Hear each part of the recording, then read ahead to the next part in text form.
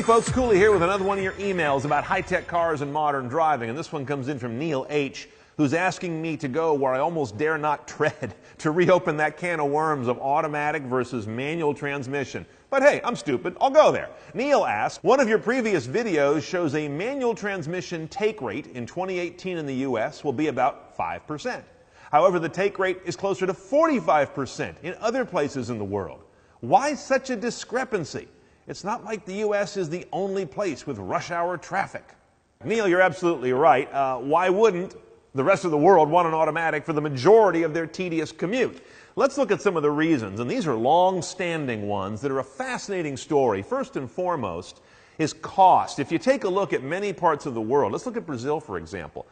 For their best-selling small cars, automatic transmissions are going to cost between $1,000 and $1,300 more, converted to U.S., than a manual transmission model. This is in a country where the average net take-home pay, I think, is around $7,000 or $8,000 US dollars. So that's an enormous amount of money for a little bit of convenience. So right there, that's a deal ender. It's a big economic impact in many regions of the car buying world. Then you've got an area of culture. In the U.S., we tend to look at our cars as kind of like rolling sofas, to be honest. We're a very lean-back bunch of drivers. We get distracted. We're looking for entertainment. We just want to put one finger on the wheel and just drive that thing to work back and forth. I see a little different culture in most other countries I visit. And I think we've all experienced this, where a lot of drivers in other regions are more forward, more lean forward, more engaged. And the manual transmission kind of fits that better. Then you got this area of capability. There's a huge swath of Americans who don't know how to drive a stick, and worse, don't know anyone who knows how to drive a stick at this point in history. The last person they knew who knew how to use a clutch might have been their grandfather, who's dead. So it starts to die out as a skill that's passed along or that is reasonably common.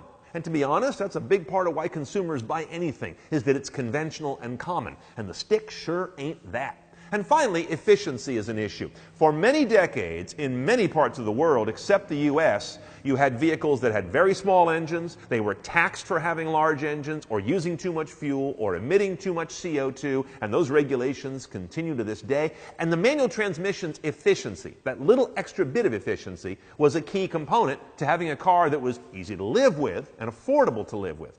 Today, the automatic transmission has less of that issue. I put that at the bottom of the list as a result. Today's automatics are really efficient, they're really quick, they shift beautifully, they're very crisp. So a lot of this has kind of died away, and that's why you saw, as you mentioned, that in 2018 it's expected that only 45% of the world is going to get a manual transmission.